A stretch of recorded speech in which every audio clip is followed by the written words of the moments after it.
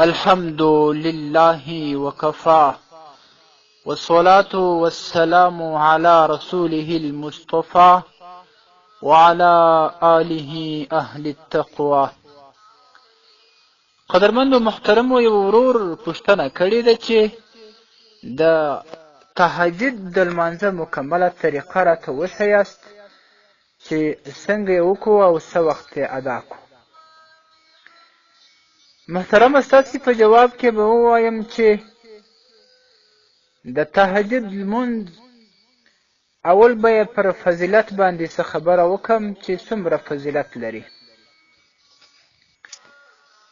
رسول اکرم صلی الله علیه وسلم به خپله چې د الله تعالی نازولی پیغمبر دی پر تهجدو باندې همیشه توب کاوه او تل به خپل نازولی صحابه کرام دې ته هڅول چې تاسې د تهجد لمونځ کوئ، په دې کې ډېر لوړې مرتبې او لوړ فضایل او ثوابونه دي. یعنی مختصره به دا ووایم چې کم نفلي لمونځونه دي په دې ټولو کې چې زیات ثواب لري او لوړه مرتبه لري، هغه د شپې دغه نفل لمونځ چې کم د تهجدو په نیت باندې کېږي. او بعضې علما کرام لا دا هم لیکي چې دا لمونځ سنت دی، ځکه رسول اکرم صلی الله علیه وسلم مواظبت همیشه توب ورباندې کړی دی، هر شپه به یې کول. خو لیکن راجحه خبره بیا هم دا ده، صحیح خبره دا ده چې مستحب دی، خو کول ډېر زیات فضایل او ډېر ثوابونه لري. رد المختار جلد اول صفحه 506 کې دا لیکلي. او بله د وخت متعلق ده. که څوک دا اراده لري چې د شپې زه یوه حصه خوب ته ورکم، یوه دې لمانځه ته ورکم، نو هغه دپاره لازمي دا ده چې اوله حصه کې خوب وکړي، آخري حصه کې کومه د شپې پاته کېږي په هغې کې به د تهجد لمونځ کوي. هغه افضله طریقه ده، ځکه دا وخت د ګناهونو خلاص وي او دا وخت د ډېرې عاجزۍ او ډېرې خشوع وخت وي. او د رسول اکرم صلی الله علیه و آله وسلم حدیث مبارک دی چې الله تعالی د شپې په دې آخره حصه کې خپل امر، خپل رحمتونه د اول اسمان ته راشوکي، دې ته راشوسي، نو بیا د شپې دا اوازونه کېږي، آیا څوک شته چې دعا وکړي، زه د لره دا دعا قبوله کړم، او څوک شته چې زما څخه یو سوال وکړي، زه یې سوال قبول کړم، یو څوک شته چې یو شی راڅه وغواړي هغه ورکړم، یو داسې څوک شته چې کوم حاجت یې په زړه کې وي، مشکل یې وي، او ما ته د شپې په آخري حصه کې دعا وکړي او ما څخه هغه د مشکل حل وغواړي، هغه کوم حاجت لري د هغه رفع وغواړي چې زه یې حاجت ورپوره کړم او مشکل یې حل کړم. آیا داسې څوک شته؟ الله رب العزت خپله وایي چې زما څخه بخښنه وغواړي، زه هغه ته بخښنه وکړم. نو بهتره د شپې آخري حصه ده.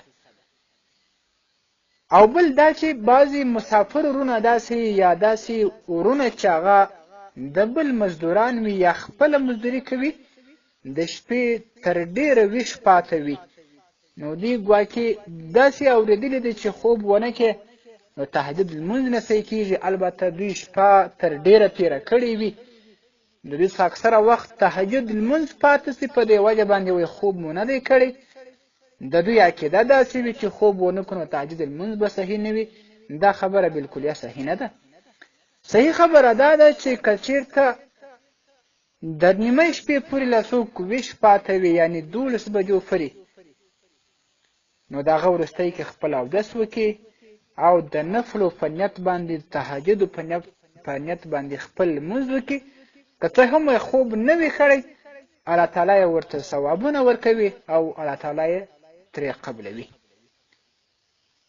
خو یوه خبره یاد ساتل پکار دي چې احسنه، بهتره او افضله او سنت طریقه دا ده چې یو ځل یې څه خوب وسي، د خوب نه وروستی کې بیا څوک راپورته سي دا تهجد لمونځ وکړي، هغه ډېره ثواب لري، ډېره لوړه مرتبه لري، لکه مخکې چې ما یادونه وکړله چې هغه د شپې په آخري حصه کې راځي. دویمه دا چې رکعتونه بعضې څوک کې شکمن وي چې څو رکعته به وکړم. محترمو، د تهجد لمونځ 8 رکعته دی، او که څوک 4 رکعته وکړي خو په داسې اندازې وکړي چې څه غټ سورتونه ورکې ووایي، ثواب یې هم د هغو 8 رکعتونه دی. لیکن صحیح خبره دا ده چې اقل او کم لمونځ د تهجد 2 رکعته دی، او سطحې چې میانځګړی لمونځ وي، چې څوک لږ کوي یعنی درمیانه طریقه وي، 4 رکعته دې وکړي چې څوک زیات کوي، 8 رکعته دې وکړي چې هغه نه زیات کوي، هر څو رکعته چې کوي 10 رکعته 12 رکعته هم کولی شي. بله خبره دا ده چې محترمو، هغه کسان چې په دې کې کم صورتونه وایي، زیات صورتونه نه وي یا غټ غټ صورتونه، نو که چېرته په دې کې یو صورت هغه تکرار کې 2 ځله 3 ځله ووایي هم مشکل نه لري، خو دا لمونځ به ډېره په عاجزي باندې کوي. رد المحتار جلد اول صفحه 506، فتاوای هندیه جلد اول صفحه 112. او بله یوه خبره یاد ساتل پکار دی، هغه ده چې د تهجد لمونځ که د یو چا داسې عادت و چې همیشه یې کاوه او بیا یې بې عذره یوه شپه پرېښوی، نو دا د دپاره مکروه کار دی.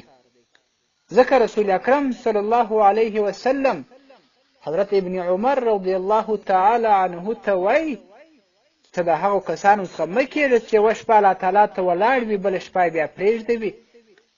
ځکه رسول اکرم صلی الله علیه وسلم دا هم فرمایلی دي چې الله تبارک وتعالی ته د اعمالو څخه هغه عملونه د قبول وړ دي او ډېر ورته خوښ دي چې هغه همیشه وي، یعنې سړی یې همیشه کوي. نو پکار دا ده چې یو څوک د ځان عادت وګرځوي، هر شپه یې بیا کوي، او که د کوم عذر په وجه یا د ډېرې بېخوبۍ په وجه ځینې پاتې سي، کم مشکل بیا نه لري.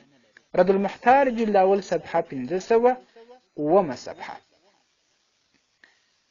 بله خبره دا چې محترمو، یو چا داسې یو فکر وي چې هره جمعې شپه راپورته کېږي د تهجد لمونځ کوي، په هغه نورو شپو کې نه کوي، دا هم مکروه ده. بلکه د مخکې شپه به هم ورسره شریکوي، په هغه کې به هم تهجد کوي، د جمعې د شپې نه وروسته چې کوم د هفتې شپه راځي په هغې به هم کوي، نو بیا د کراهیت نه کې راځي. دغه یو څو مسایل د تهجد وي او دغه طریقه ده.